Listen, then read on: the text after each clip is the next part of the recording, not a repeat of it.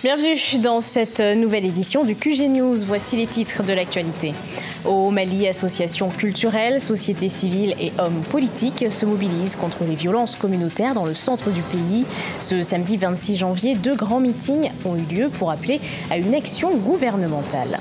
La dette publique du Cameroun est en augmentation, une inflation moyenne annuelle de près de 1000 milliards de francs CFA. Mais pour le FMI, la dette du pays reste viable. Et puis en fin d'édition, nous partirons à la découverte d'une Rwandaise de talent, Kantarama Kaigeri. Elle partage son expérience de plus de 10 ans dans le 7e art avec les jeunes à travers des formations cinématographiques au Rwanda. Mais tout d'abord, la Cour suprême des Comores a pris sa décision. 4 des 20 candidats en lice pour la présidentielle ont vu leur candidature rejetée pour des motifs divers, faute d'inscription sur les listes électorales, partis non reconnus ou encore pour faute de résidence sur le territoire national. Ils ne sont plus que 16 à postuler pour la magistrature suprême. Pour les déboutés, rien n'est perdu. Ils ont toute la journée de ce mercredi pour déposer un recours. Pour rappel, les élections présidentielles se dérouleront le 24 mars prochain. Forte mobilisation au Mali contre les violences communautaires. 2 grands meetings se sont déroulés ce samedi 26 janvier 2018 pour protester contre la recrudescence des attaques et massacres dans le centre du pays. Associations culturelles, sociétés civiles et hommes politiques ont fait entendre leurs revendications au gouvernement. Reportage de notre correspondant Mokhtar Bari. En proie à une recrudescence d'attaques terroristes et de représailles de groupes d'autodéfense, la région de Mopti vit aujourd'hui une crise intercommunautaire entre Peul et Dogon. Entre les attaques djihadistes des partisans de Amadou Koufa et les représailles des milices de chasseurs, les populations vivent dans un climat de suspicion, les amenant parfois à des affrontements lourds de conséquences. Nous assistons également à des déplacements massifs de la population. Des milliers d'enfants, de femmes et d'enfants vivent aujourd'hui dans des abris de fortune. À la non-assistance des personnes et des communautés entières en danger. À la perpétuation de l'amalgame et du déni de faciès en direction particulièrement de la communauté Peul. Nombreuses sont les associations qui réclament une action d'envergure dans la région de Mopti. Le Conseil national de la société civile multiplie les rencontres en vue d'impliquer les leaders de tous les bords. Nous urgeons le gouvernement d'arrêter tous ceux qui sont porteurs d'armes. Seuls les militaires sont habilités à porter des armes. Dans la région de Mopti, sur les 685 écoles de l'académie d'enseignement de la ville, environ 265 étaient fermées au cours de l'année académique 2017-2018, soit un taux de 39%. Cependant, l'académie régionale espère la réouverture d'environ 121 écoles pour l'année scolaire en cours. Statu quo pour la République centrafricaine. Les pourparlers entre gouvernement et groupes armés centrafricains sont au point mort. Les discussions de Khartoum n'avancent plus. Elles bloquent sur 2 exigences des groupes armés, à savoir l'exigence d'une amnistie générale et celle d'un gouvernement de sortie de crise. De son côté, le gouvernement centrafricain exclut la possibilité d'accorder une amnistie. Les négociations ont repris ce mercredi 30 janvier avec l'espoir de lever les points de blocage. Augmentation de la dette au Cameroun, elle est passée de plus de 3 000 milliards de francs CFA à plus de 7 000 milliards de francs CFA en 2018. Mais les institutions financières internationales restent optimistes. Le gouvernement camerounais s'est engagé à limiter certains de ses emprunts. Corinne Kamseux.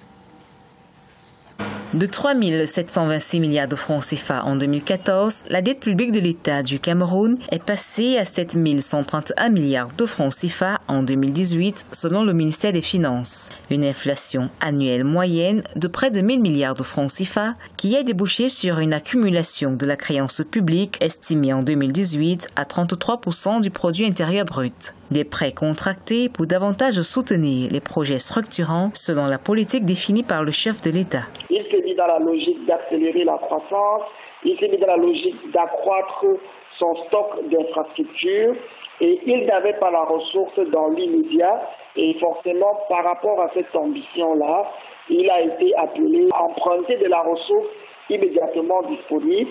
En dépit de cette inflation, le Fonds monétaire international, après plusieurs revues au cours de l'année 2018, a estimé que la dette publique du Cameroun reste viable. Certains experts pensent que si le niveau d'endettement reste soutenable, il faudra cependant que la qualité de cette dette s'améliore. Le vrai souci, ce n'est vraiment pas l'endettement, c'est le fait que la dette n'ait pas peut-être été utilisée dans le but de renforcer le marché. Parce que si on s'est endetté pour construire des infrastructures qui permettent de nous rendre compétitifs sur le marché international, par exemple en transformant mieux nos matières premières, en vendant des produits de deuxième valeur ajoutée, ce n'aurait pas été un problème. Le gouvernement camerounais s'est engagé à limiter les emprunts concessionnels et les emprunts extérieurs non performants. À côté de cela, de nombreuses mesures qui visent l'efficacité budgétaire sont en train d'être implémentées au niveau du ministère des Finances.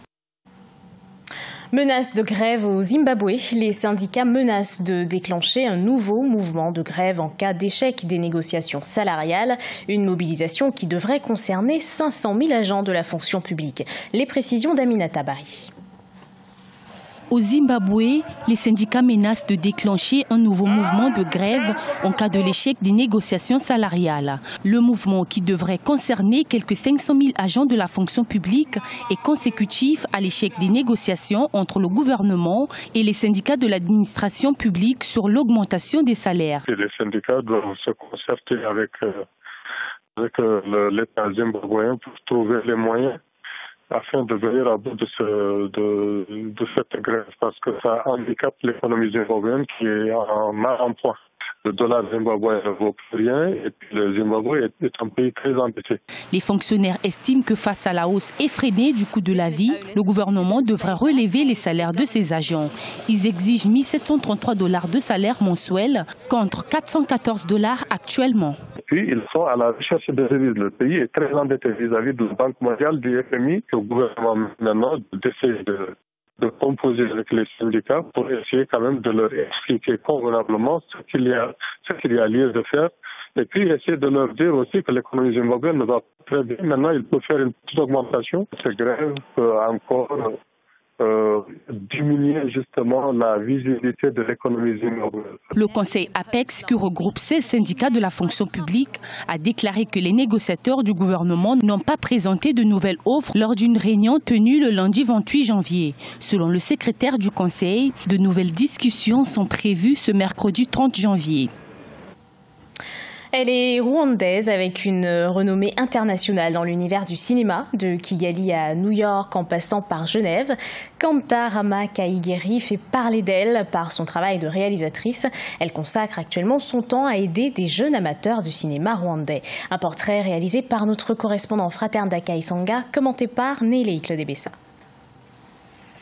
C'est en aidant un ami sur un projet de court-métrage que Kantarama Kaigeri comprit que le cinéma était sa passion après seulement 2 jours de tournage. Dès lors, elle n'a pas cessé de se former et de travailler sur différents projets et le succès n'a pas tardé à lui sourire. Elle se spécialise dans la réalisation cinématographique plus tard et est connue à Kigali comme à New York, en passant par Genève, Nairobi ou encore Marrakech.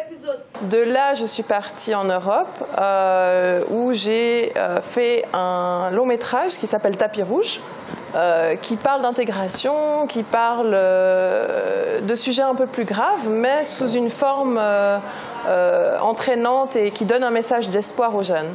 Et c'est par les jeunes amateurs du cinéma que Kantarama s'entoure dès son retour à Kigali pour partager son expérience de plus de 10 ans dans le 7e art. Elle croit en leur enthousiasme, mais également à la richesse de la culture rwandaise et africaine en général. En ce moment-là, je suis maintenant en plein workshop avec des jeunes cinéastes rwandais. Nous faisons une série qui s'appelle Karaningufu. On a tourné 4 épisodes au mois d'août et là on fait 4 épisodes supplémentaires pour continuer la saison 1. Et donc c'est un programme qui est vraiment extraordinaire. Entre ses allers-retours à Kigali, en Europe, aux États-Unis et en Afrique du Sud, Kantarama travaille actuellement sur un thriller qui sera tourné à Nairobi au Kenya, tout en continuant à offrir des formations aux jeunes enthousiastes du monde cinématographique au Rwanda. Ce journal a été préparé par l'ensemble de la rédaction. Merci de l'avoir suivi. Retrouvez dans un instant une nouvelle édition d'Actualité sur Africa 24.